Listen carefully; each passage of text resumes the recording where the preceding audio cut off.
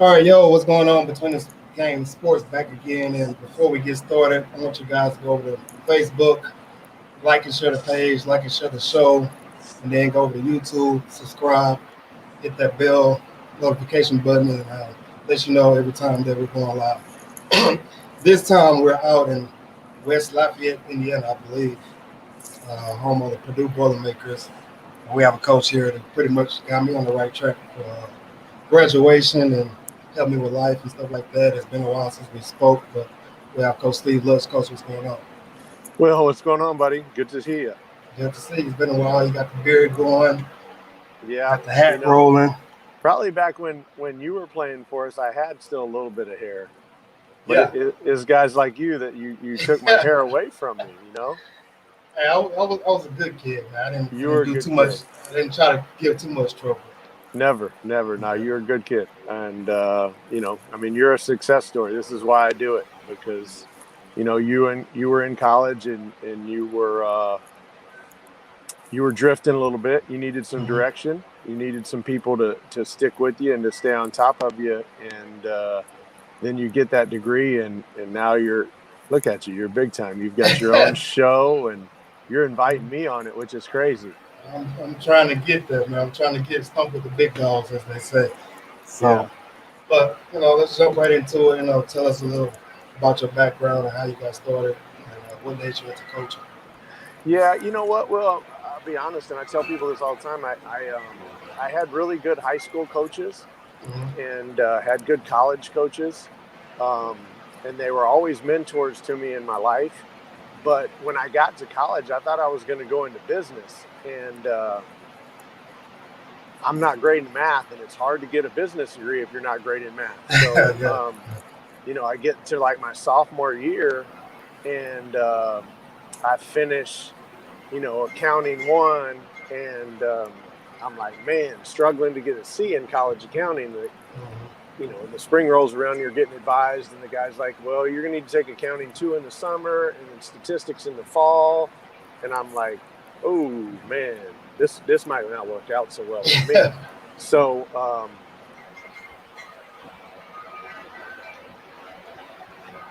We might have lost some connection.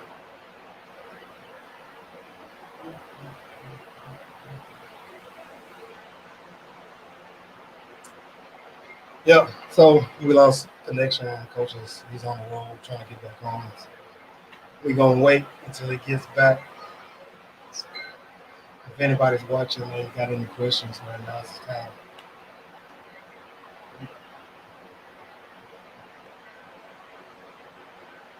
Put y'all on a brief screen.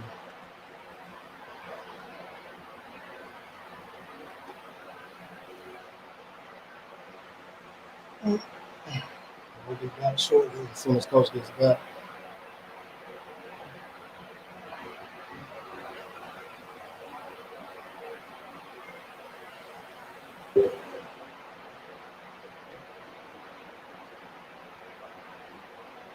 Again, if you haven't, go over to Facebook, Between the Games Sports, like and share the page, like and share the show, and then go over to YouTube, same thing, Between the Games Sports. Hit that subscribe button, and then hit the bell button to get those notifications every time that we go live.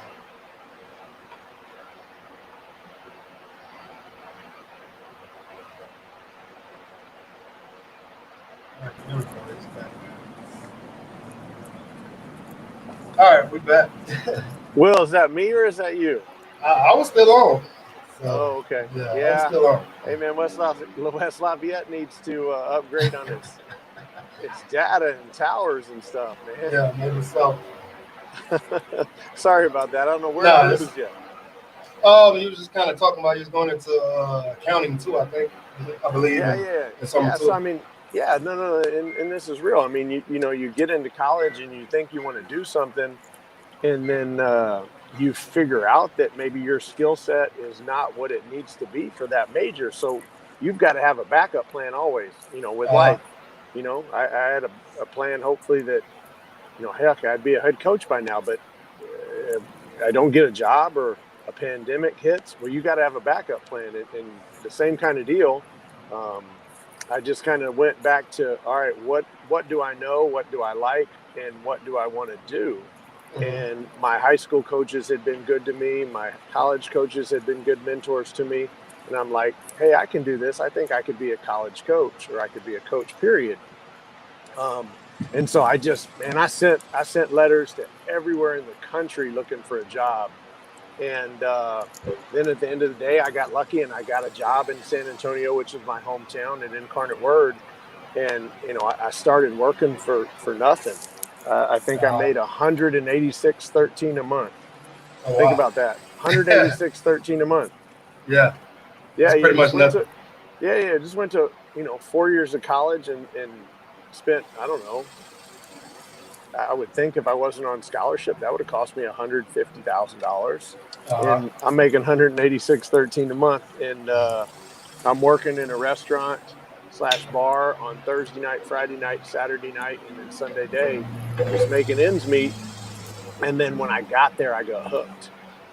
Like, if I would have given as much time to being a good basketball player as I do to being a good basketball coach, then I probably would have been okay.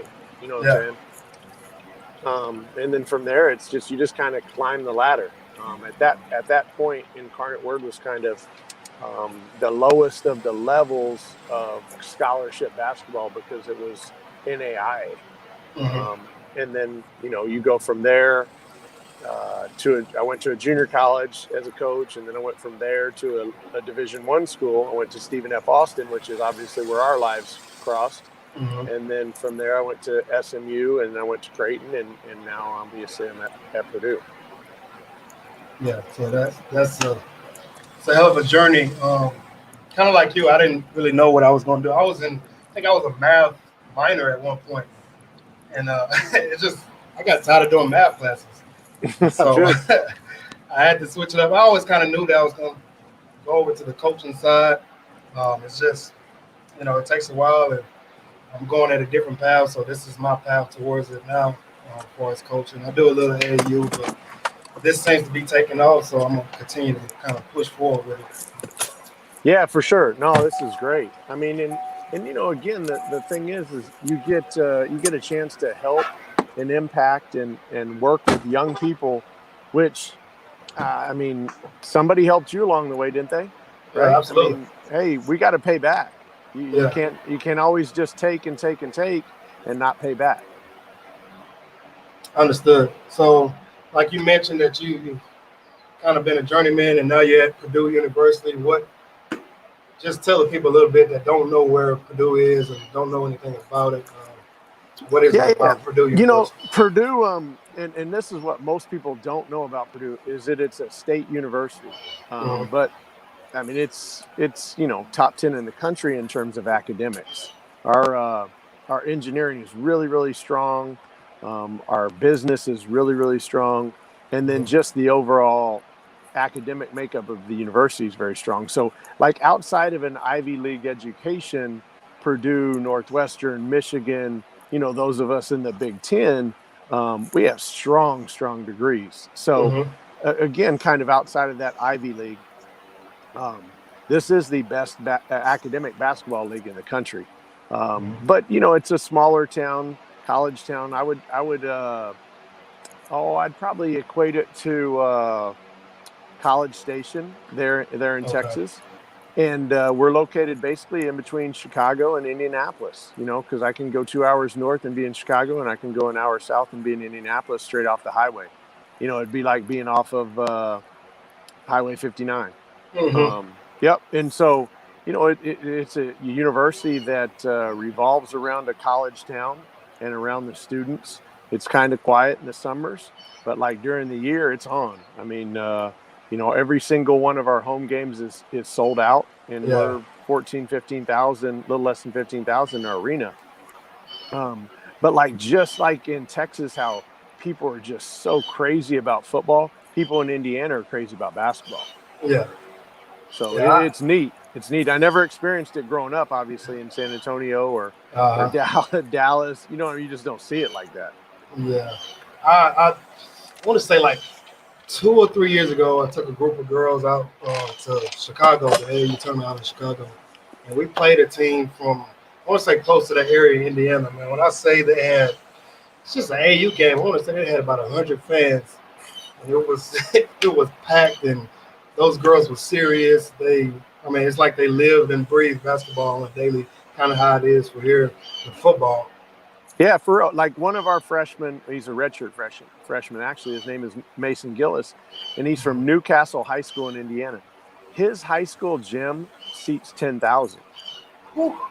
Think about that. And I mean, like I went to, it was either my first or second year here. I went to a playoff game there, and it's easily 90 to 95% full, easily. So, I mean, these people are absolutely passionate about basketball. They love it, and they're very knowledgeable about it. So, like when people stop you at the grocery store and ask you questions, or people stop you, wherever, they're not asking like idiotic questions. They're asking questions that are solid questions, and they actually every once in a while might even have something good to say or to give you an idea, because they've given it some thought, and they're knowledgeable about it. They played, they studied it, so it's neat, it's interesting. I bet. So you went from working with Coach Casper at Incarnate Word and Stephen F. Austin, then you went to SMU. I can't remember who the coach was there, but went to Creighton with Coach McDermott, I believe, and then now you're with Coach Painter. A lot of these guys are, I would say are pretty much headed to the Hall of Fame at some point as far as coaching. What has that experience been like? Yeah, it's been great, and it's funny that you say that, because like each of those guys has been mentors to me in so many different ways. It's unbelievable, because I worked for Danny Casper for 4, and then at SMU I worked for Matt Doherty, who he was the Yeah, national that's coach who of it the was. year at North That's who Carolina, it was. Yeah. and then Greg McDermott and Matt Painter, and then I also had a guy that I worked for at Garden City Community College named Jeremy Cox, who's at Stephen F. Austin now. But I mean, each one of those guys taught me so much. Now, what you have to understand about coaching, in my opinion, is that you're gonna get an enormous amount of good and quality things from each person, right? But you're also gonna learn some things that, hey, I don't really like the way he did this, or the way he approached this, or the way he talked about this, or addressed this with the team. So, like, you're learning the good and the bad, right?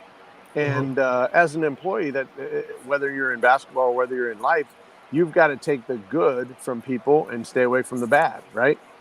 So, like, I am absolutely unbelievably blessed, because I've worked with guys like you say that are going to be in the Hall of Fame. I think Danny Casper's in the Hall of Fame at Stephen F. Austin. Obviously, Matt Doherty was the National Coach of the Year. Greg McDermott will be in the Hall of Fame at Creighton, and Matt Painter will be in the Hall of Fame at Purdue. I mean, there's no questions about it. But they're all very different people.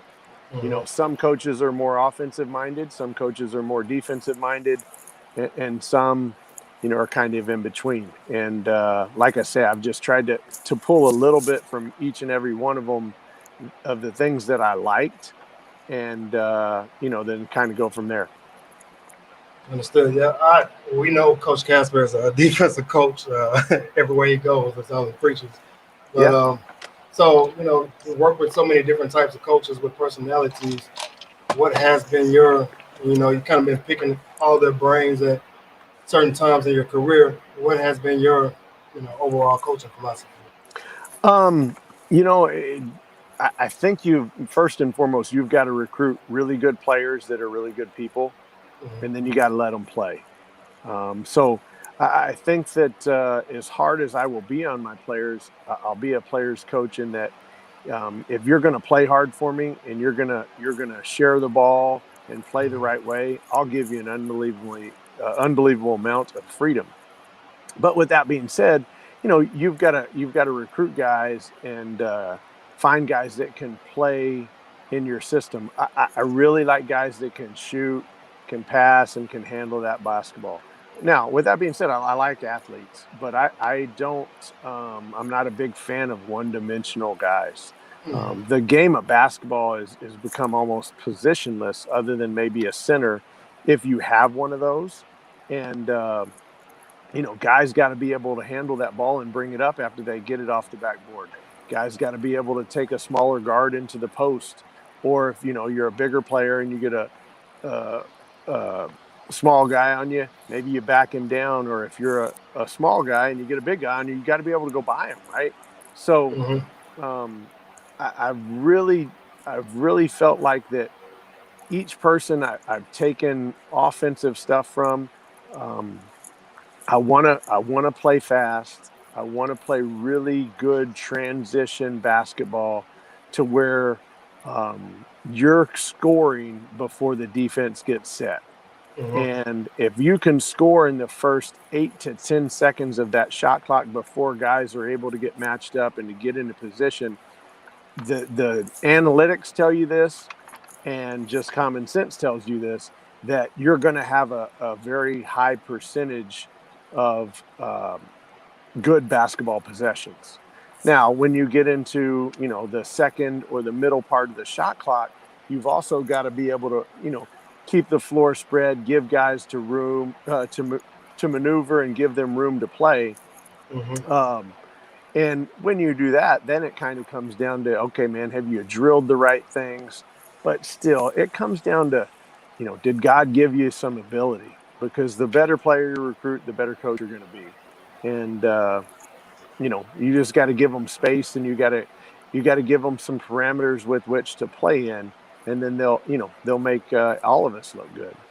And then defensively, I'll be a man-to-man guy. We last year we were top 10 in the country defensively, and that was where my basis started. And everywhere I've kind of been hired, I've always kind of gravitated or been moved over to run the defense or to help with the defense. Here at Purdue, we do it a little bit differently, in that one of our assistant coaches, he kind of does the offense and I kind of do the defense. It's almost like football.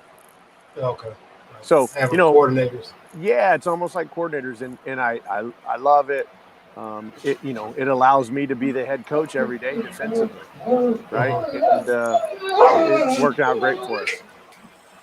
Okay, I got that. I know that you spoke on having players that are multifaceted, been able to do multiple things, but when you're out at events and AU tournaments, what other things are you looking for in players, like for his character, how they're acting on the bench, or their parents, for instance? All those things are kind of like in the overall evaluation of a recruit.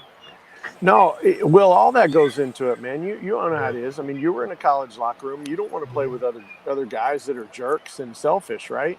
Absolutely. And it's the same way as a coach. And when I worked for Greg McDermott, he explained it to me the best, in my opinion. He said, Steve, don't bring anyone into this locker room that I don't want to play with my son, Doug. And he took it a step further. He said, you've got daughters and you've got a son. Don't bring anyone into the locker room that you don't want to be around your son or play with your son or your daughter. And I mean, it's pretty simple when you break it down like that. We're all going to make mistakes. We're all going to have to grow because, when we get into college, we're 18 to 23, 24 years old. But ultimately, character, it matters. And I don't want to be around guys that I don't like. I don't want to coach guys that I don't like. And I darn sure don't want my players to have to be around those guys and it not be fun. Because, well, you know how it is, man. Yeah. If we didn't have fun in the locker room with them guys, and if those guys weren't some of your best friends and you don't still maintain contact with them, then something was wrong. But you had a very diverse locker room, right, when you were in college, as did I. And I have a diverse locker room now. But still, ultimately, good people are good people. And I truly believe that if you recruit good people, not only are they going to help have a good culture for you, but they're going to make it fun. And, when we're out there every day and we're busting our tail, man, it's got to be fun because this game will humble you now. You know, we've all gotten our butts beat and got sent home, and you're just looking around and you're like, hey, you going to pull them up by your bootstraps, or are you going to tuck your head between your legs and start pointing fingers? And you know what? The good people, they pull themselves up by their bootstraps, and the guys that typically aren't, they start pointing fingers. But you know, you talked a little bit about it's the entire person, and the entire person is your family. It is your people that are around you. It's your group of influencers. You know, more and more, it seems to me in our generation that we currently have, we I don't know, we listen to social media, we look at social media, we want instant gratification. And the truth of the matter is that we don't have all of that, right? I mean, shoot, you may come in as a freshman and you may never see the floor, but as a sophomore, heck, you might be a really, really good player, right? I mean, and I'm going to use Carson Edwards, who's a great kid and obviously a Houston guy, so people may know about him. I mean, Carson came to Purdue, and he didn't start as a freshman. He probably played 15, 16, 17 minutes a game and was a good player. But then as a sophomore, he's an All-American. As a junior, he's an All-American, and now he's with the Celtics, and he's going to be playing on TV in the bubble tomorrow night, right? Yeah, absolutely. But you know what, Will? Carson Edwards, he spent time in the gym. He worked on his craft. He didn't listen to all that outside stuff. His mom and dad protected him and I don't say protected him. His mom and dad kept their circle close, and they kept their focus on what is right and what needs to be the focus. They didn't let all the outside stuff influence anything. I know you speak on Carson. I remember watching him in high school. I'm like, when he was a sophomore in high school, he didn't really play much. And I'm like, man, this kid is going to be good in his junior year and his senior year. But then he spoke on kind of just you guys being out by yourselves, especially like being out on the road. And I remember telling recruits or players that I've coached before, like, man, I went to a small D1 school. It was pretty much like a full-time job. And I can only imagine being at somewhere in the Big Ten like Purdue or anything like that, North Carolina or whatever it may be. What is the life like of a Purdue basketball player, like day to day? Yeah, you know what, Will? It's like you said, it is a job. I mean, it's as much of a job as anything else. And, you know, our guys over a 4-year span are getting anywhere from $200,000 to $300,000 education. And the fans, as great as they are, they expect results, and the coaches get fired for winning and losing, right? I mean, it's just that's the world we live in. But just for those that, you know, maybe don't understand it, you know, those guys are waking up and they're going to class, and I'm gonna make this very simplistic just to keep it, you know, so everybody can understand. They're going to go to class, or they're going to be in online classes from 8 to noon. And then when those classes are finished, they're going to get a bite to eat, and they're going to come over to the gym. And the good players are going to get there early, and we're going to get some work in before practice. And then we're going to practice for 1, 2, maybe even 3 hours. And then when practice is over, you're going to get some treatment. You're going to maybe take a cold bath in the cold tub. You're going to get a massage. You're going to get stretched out, you know, whatever. And then you might have a couple hours off, and you go eat, and you go, you know, mess around at your apartment, and then you're coming back to study hall that night. Study hall. Right? Now, somewhere in there, you got to get in the weight room. So sometimes, you know, practice gets cut short, or sometimes you have weights right after practice, or you may even have weights before practice. And now today with online classes and stuff like that, and at a place like Purdue where we have unlimited resources, you know, you might be able to knock out your study hall if you have, you know, class from 9 to 10, and then you're off till, you know, noon, and then you got a noon to 1 class. So you could go knock out 2 hours of study hall. So you can, if you're diligent and you're responsible, you can knock out some time where after practice, maybe you can get you a nap. You know what I'm saying? I mean, it's not undoable, but from 8 a.m. to 10 p.m., I hate to say it, it's a job, man. Yeah. It's a job. And, when people start talking about should these athletes be paid and given what they're given, hey, man, they're working now. Don't kid yourself for a minute. They're working. So it's justified in my opinion. Yeah, absolutely. It is it's hard to be a college athlete and then to be a college athlete at one of the highest levels. I know we were just like you said. It was a schedule. Everything was on time, and if you wanted to be a good player, you had to get to the gym before practice even started. And Christmas break, I remember practices just kind of being forever. I just being Yeah. in Nacogdoches was tough and stuff like that. But I don't know if you remember this guy, but dude named Cliff Franks, he got to SFA before me, and we went to high school together. He said you're one of the funniest coaches he's ever had. Yeah, I remember old Cliff. Yeah, Cliff was about 6'7", 125 pounds soaking wet. absolutely. Yeah. Yeah. And Yep. of course, you know this other guy, Tim Simon. You know Say what? what's going on. Well, first of all, Cliff, make sure you get my number and hit me up. But I actually just caught up with Tim. Oh, it was his birthday not too long ago, and I had lost his number. Uh, And Coach, I don't remember who it was. It might have been Coach Casper gave me his number, but I was able to catch up with him. But again, Tim's a great story too. mhm.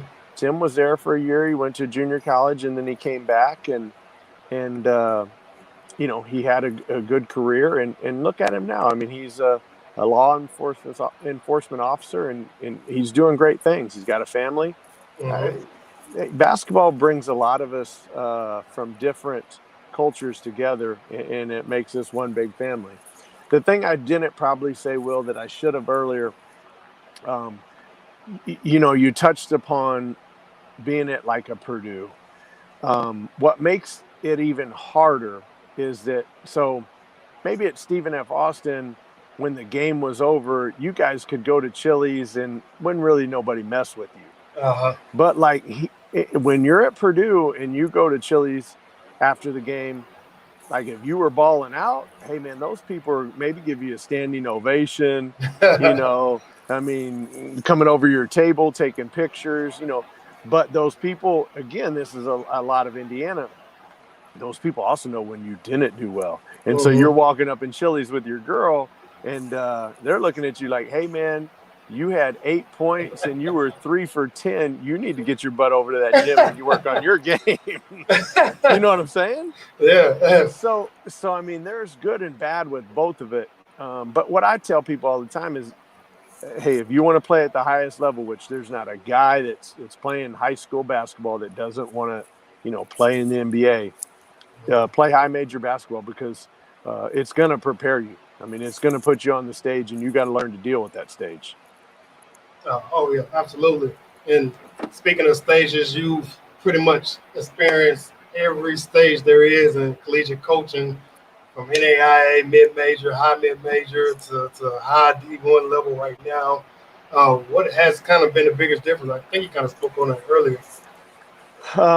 The biggest difference with all of it is money, and with money, certainly brings notoriety, but it also brings pressure, Hmm. right? And I can't say that when I worked at Incarnate Word and we were NAI that I slept anymore.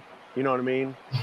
But I can tell you that when you're a breath away from going to the Final Four and you're playing Virginia to get to the Final Four, Hmm. you don't sleep. I mean, you just don't. You're so wired and you're so excited. Um, Man, it's a rush that you've never felt before in your life. Hmm. Now, with all that being said, let's roll it back to 1995, 96, 97. We're number one in the country at Incarnate Word. I didn't sleep there either, but there I was trying to win an NAIA national title. So we're all driven by different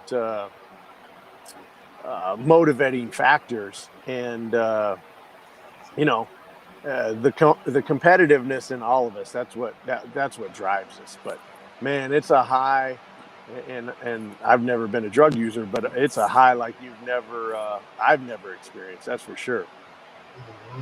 So what do you remember about that game against Virginia? What was that, about 2 years ago? I think now 2. Yeah. Years Here's what ago I'll now. tell you. Well, let me first of all, and this is great because we're on a Zoom call with a kid last night, a recruit, and Coach Painter says to him, he says, I was watching that Virginia game, Coach, and Coach goes, yeah, I was watching that game too. I liked the other game last year because Virginia was number 6 or 8 in the country last year, and they came to Mackey Arena and we beat them by 30. And Coach goes, yeah, I was watching both those games, and I sure like the second one better than the first one. And I was like, yeah, you're darn right about that, Coach. So the Virginia game to go to the NCAA tournament. Here's what I'd tell you. I mean, we were both two pretty good defensive teams. I mean, they were top 4 or 5 in the country that year. Yeah.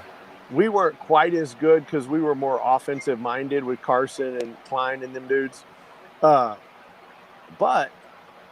that game wasn't about defense. It was who could make buckets. Yeah. and they couldn't guard us, and Carson was on fire, and we couldn't guard them. And when you're at the line with whatever it was, 6 seconds to go, and you foul them to get to the line, the percentages tell you to do that over and over and over again. And when they miss it and they tip it out and they make a crazy pass and throw it to a guy who hadn't made a jump shot outside of 10 feet his entire year, and he wins it, you know what I mean? Yeah. Sometimes, and I it's not for me to get into religious stuff, but sometimes it's just not meant to be.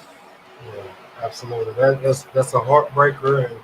But you guys are still building and still getting better. You spoke on Carson Edwards, who's from the Houston area, and you helped coach Doug McDermott, who plays for the Bulls, I believe. No, Doug's with the Pacers now. The Pacers. Got it, because I saw him play the other day, actually.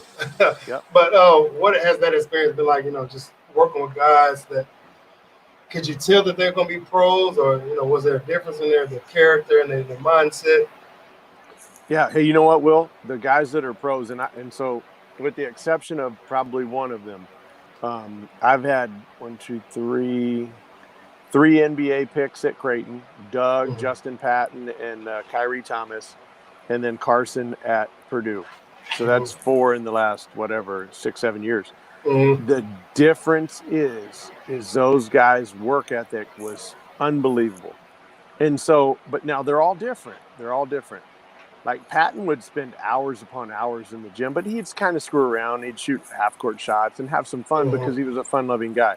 Kyrie Thomas was more focused and was more of a worker.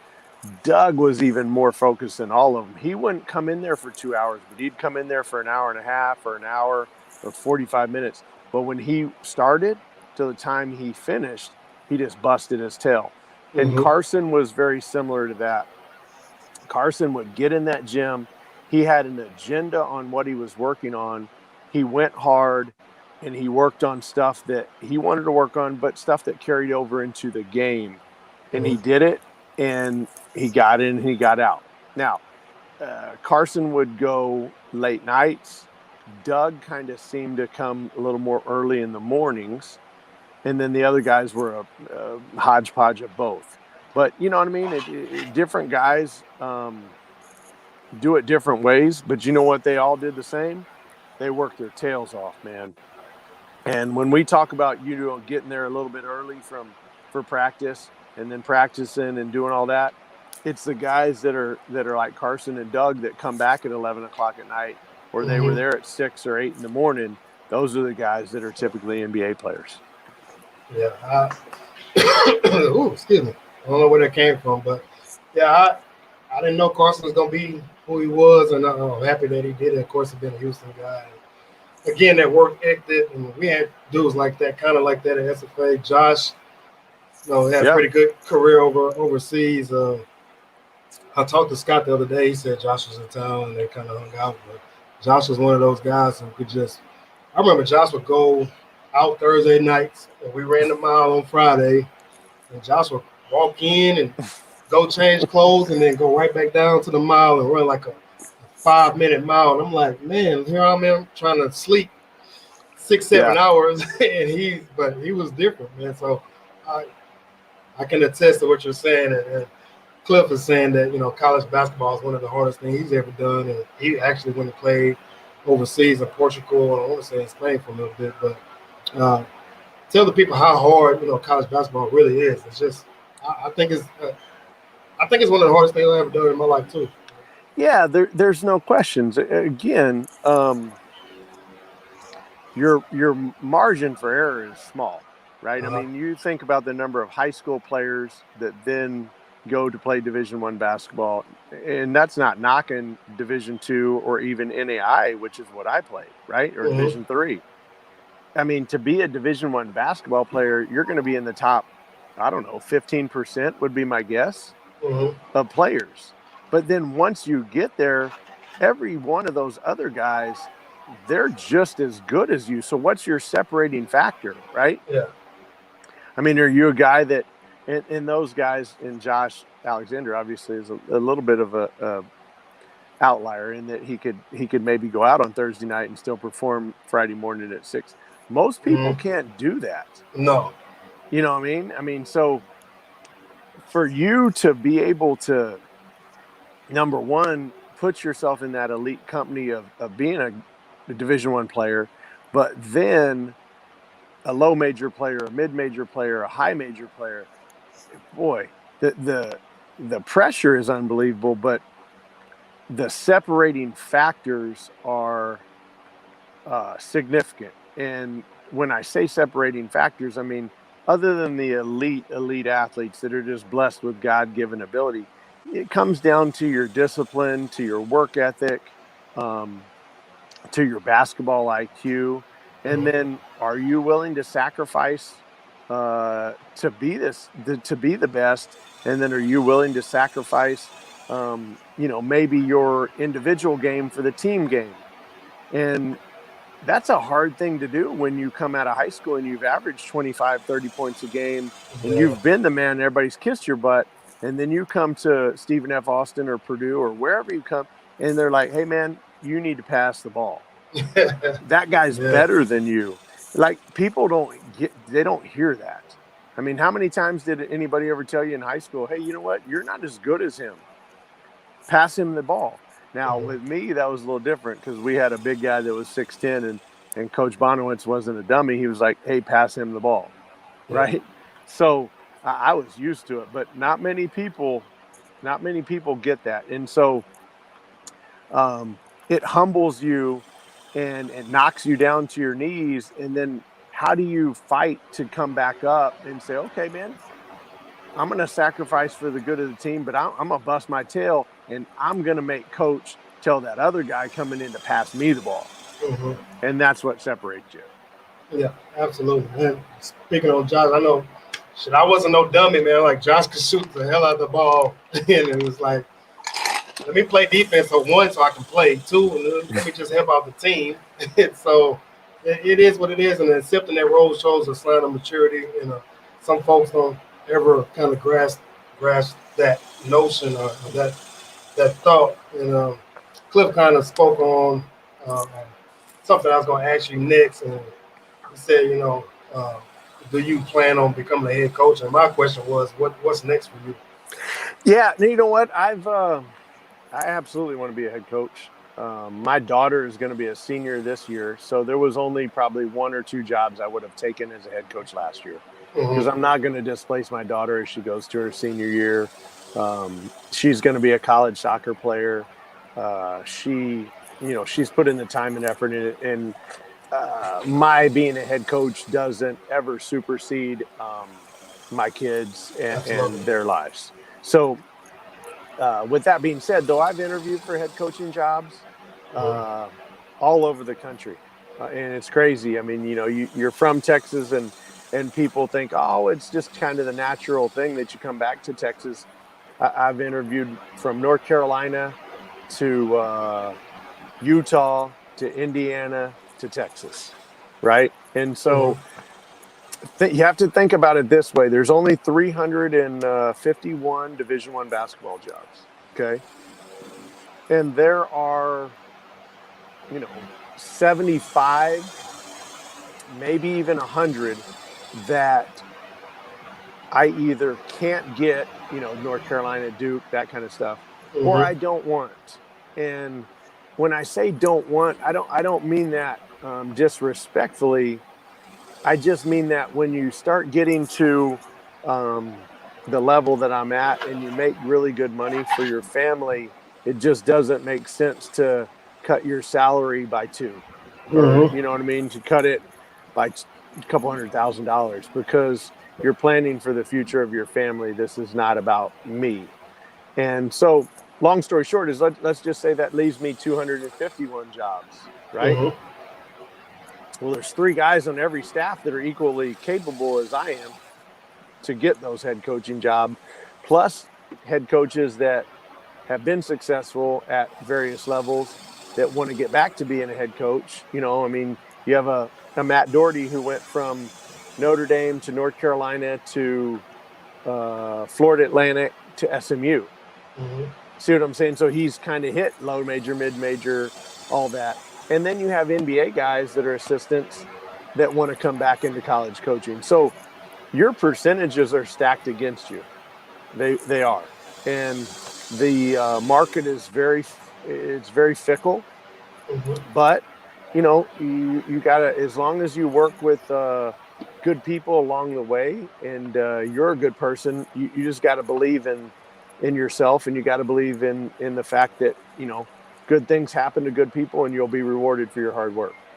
Oh, absolutely. I totally agree with that. And just eventually it will happen. And I remember that, speaking on your daughter, she's a senior. You were one of the original girl dads. That's all you had with girls. I think you got a son now. He's getting older. And so you went back to Purdue, and coronavirus is everywhere and riots is everywhere. And, what are you guys doing for the 2021 season? What are you guys' expectations? Well, shoot. First and foremost, Will, I am growing out a beard that I've never, ever had. And I ain't had hair in, 15 years. So that's what I'm doing. But you know what? On March 12th, when it hit, I mean, we all didn't know what the hell was going on. And so my kids' school gets shut down. We're literally at the Big Ten tournament, and we're going through walkthrough. And like I said, I do the defense. So I'm going through our walkthrough, and I'm going through out of bounds plays. And coach comes up next to me and goes, "Hey, that's it. Let's roll." And I go, "Hey, no, I need to cover a couple more." He goes, "No, that is it. Let's roll." And I go, "Okay, hey, guys." And I kind of gave him a little speech about, you know what, it don't matter about these out of bounds plays. You guys got to play harder. I gave him whatever. Yeah. And so I walk over to him a few minutes later. I go, "What's up?" He goes, "They just canceled our Big Ten tournament." Wow. And I look on TV in the place that and I go back to my hotel to pack up my stuff. And I look on my TV, and Creighton's playing. It's halftime. And they shut that game down. So, it was just a crazy time. But, we've all kind of rebounded. We got through the spring. We had the highest GPA we've ever had. And obviously the rest of it was kind of virtually and online. And then we brought our team back in June. And those guys all came back, and they roll into campus, and they all test positive or negative. And then we start, going with our strength coach. We start this, we start that. And then we have a couple guys get positive and a couple guys get more. So then, what do? You can't work out. So you got to kind of shut things down again and get everybody healthy. But nobody prepares you for this. Nobody gives you a manual and tells you what to do and how to handle it. And so you do the best that you can. And actually 2 weeks ago on a Monday, we got to start working out again. And so what we're trying to do to minimize things in our exposure and our risk is we're keeping it in small groups, kind of like maybe when you were there, we had individual workouts with groups of 4. Well, we kind of keep them in groups of 4, and a coach takes a group. And then those guys, we live in 4-bedroom, 4-bath apartments. So that apartment, those 4 guys can kind of stay together. And if one of them or one coach were to turn up positive, then you only shut down that 4 rather than, the entire team. So that's the way we're kind of handling it. But it's great to be back in the gym, man. It really is. Because especially like with freshmen, I mean, the freshmen are kind of coming in campus in June and shoot, man, they want to hoop. You remember how it was? You roll into college campus, you want to ball out. You want to show everybody what you got, right? And they can't do it. But it's been good to be back around one another, to start developing, real relationships with people, competing a little bit, and just doing the best that we can, because nobody knows what the heck's going on, man. Anybody that says they know what's going on, I call BS on that. Absolutely. So I seen that the SEC for us football, they just announced today that they're only going to a 10-game schedule inside the conference. Is hearing any rumblings about that as far as the Big Ten? Are they doing the same thing? The Big Ten announced it before everybody. The Big Ten was the first to come out and say, yeah, we're doing the Big Ten conference schedule only. In the SEC and the Big 12, quite frankly, was a little bit peeved at us, but it is what it is. I hope, and I hope that most people hope that we can have college football, because for the Southland conferences of the world, and I don't mean disrespect by this, because I love the Southland Conference, but for the Southland conferences of the world to be able to compete and survive, the Power 5 conferences, they need to generate money. They just do, because if we don't generate our football and our men's basketball money, you're not going to be able to pay guarantees for the low to the mid majors, and you're not going to be able to fund women's soccer and tennis, or men's and women's soccer and tennis. I shouldn't say just women's. You're not going to be able to fund the rest or large parts of the athletics department. You're just not. So wear a mask, man. Wear a mask. I don't know if it's the right or the wrong thing to do, but shit, it's better than doing nothing. Yeah. That's what I tell people all the time. Yeah. I'd rather wear the mask and find out later that it didn't help than to experience it and go through it and not wear the mask. So I totally agree with what you're saying. And you spoke on guys like me and Tim Simon, success stories, life after college, that brings you some type of joy. But I've asked every coach that's been on here, what is the biggest joy that you get from this, and dealing with players, and then what do you hope that they learn from you overall? The biggest joy, truthfully, is that you guys get degrees and you become good grown men, and you become good father figures. You give back to the community, and you make the world a better place. I swear to you, that's my biggest joy. Like when I see somebody, Taylor Moore, TA, man, he's the first in his family to get a college degree. That is one of the most satisfying things I've ever been a part of. But ultimately, you want guys to then take that degree, build a better life for themselves, build a better life for their families. But what I hope is that I taught you to, or I helped you to become a man who stands up for the right stuff, who does the right stuff, and makes our world better. Because I really believe that if we would all just treat each other better and don't see color, don't see where you were born, where you were raised, and you just treat everyone equally and treat everyone the right way, we'd all be in a much better place. That's not the answer to everything. Don't kid yourself. But I think that's a good start for all of us. And, when I see you and all the rest of you guys having families and doing the right things and trying to make our world a better place, man, that's the best thing for me. And I tell my kids this all the time. You don't have to play basketball or soccer or whatever. You got to get good grades. You got to have some discipline about yourself, and you got to be a good person. If you do those 3 things, I will give you as much as I can. I'll love you with all my heart. Got it. Pretty much what my dad tells me all the time, and I remember one of the boosters over at Stephen F. Austin, he told my dad, your son is a better person than he is a basketball player, and that's been my biggest accomplishment, to make my dad proud, and hear stuff like that. You say stuff like that, and just the coaches that I've been around, and I hope that I'm making them proud, and just trying to do better and give back, and just kind of keep it moving and keep it moving forward and stuff like that. So, last question before I kind of get into the rapid fire section. Okay. I've asked, many coaches have different opinions about the way the game of basketball is going. Uh, what changes would you like to see in basketball? Are you kind of satisfied with where it's at right now? Yeah, I'm satisfied with where the college game is. I think the newer shot clock is good for us. I don't necessarily like all the substitution stuff at the end of the game.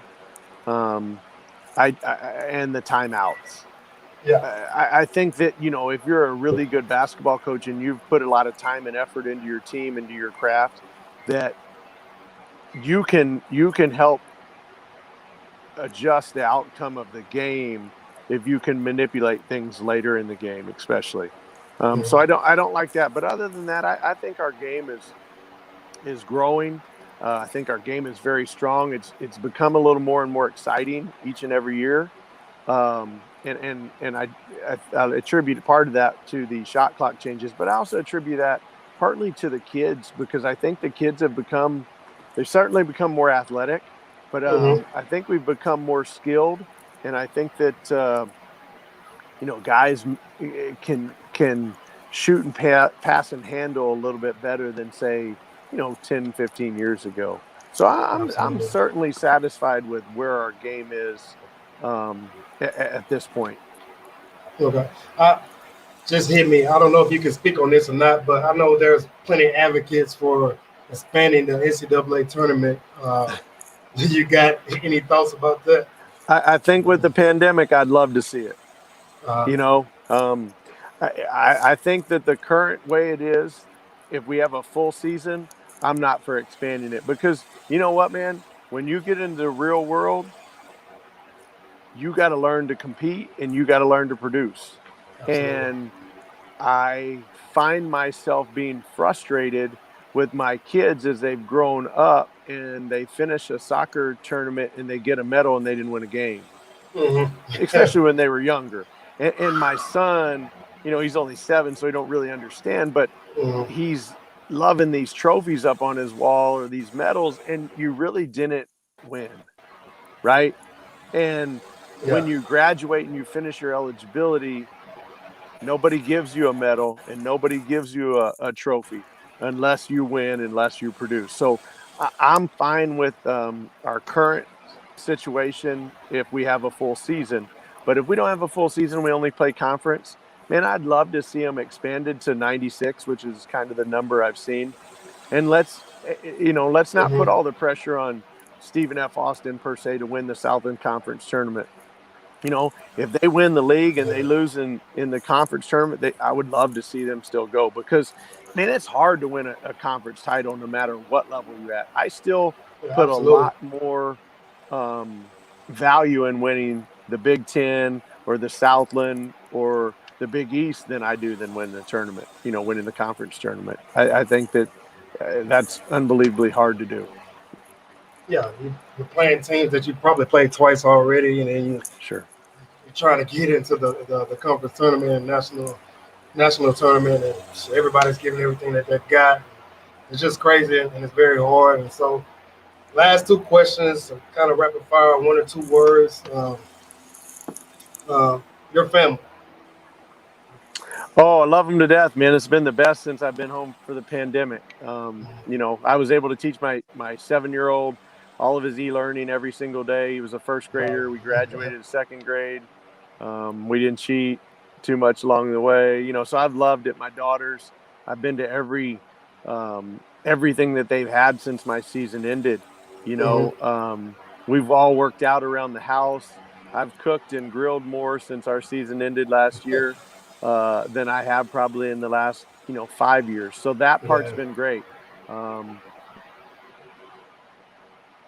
Oh no, we lost him right here. Oh, we're still back. Okay, we good? Yep. Sir, we good? Yeah, we're good. We good? All right. Yeah, my family is the most important thing to me. Um, it gauges every job that I take, every decision that I make, and I've got wonderful kids and a great wife, so I'm blessed in all that, man. I can't say good enough things for them.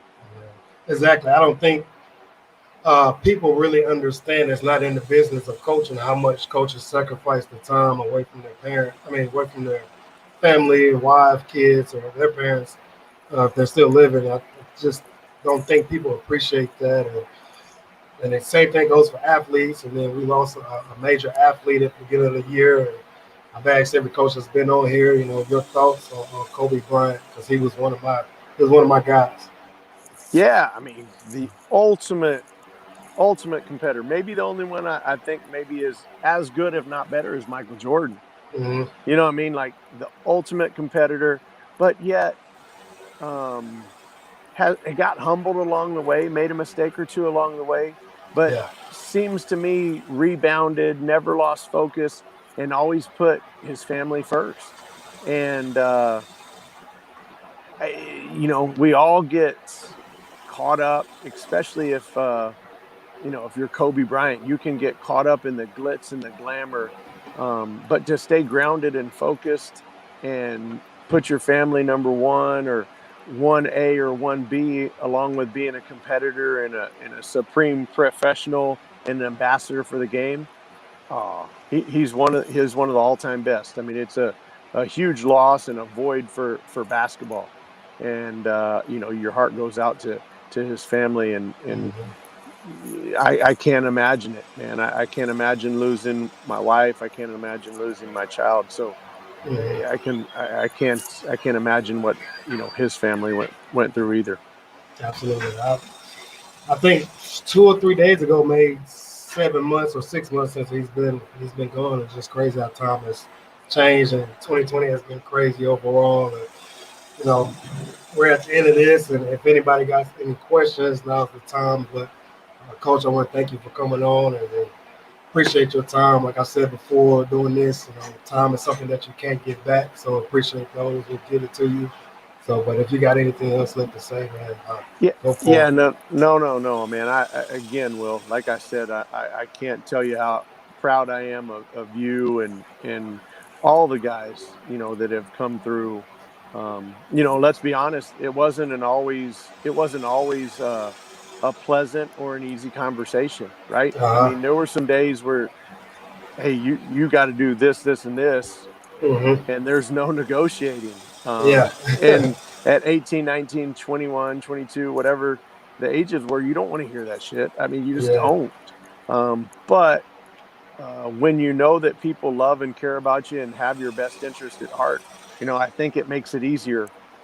Uh, and you just got to trust in people. And then, like I say, man, we all got to band together and do what's right and do good things. Be happy for people and their success. Um, Help people in their success. Don't try to screw people for your success over their success. We'll all Mm-hmm. get ours. We'll all get ours. We all got to do right. And I think we do that, man. The world's going to be a little bit better place slowly but surely. Got it. Got it. So, again, appreciate you coming on. Those that have checked in and watched, thank y'all for watching. If you can, go to YouTube and subscribe and all that good stuff. Follow Purdue Basketball on Twitter, Instagram, whatever it may be. And just want to say good luck to you guys this year, Coach. Sounds good, Will, man. It's great to catch up, and thanks for having me on. And I'm recruiting a few guys down in Houston. I need another Carson Edwards. So when I come down there, I'm gonna hit you up and let's round up the fellas. We'll get together. Okay. All right. Later, Coach. All right, man. Please. All right.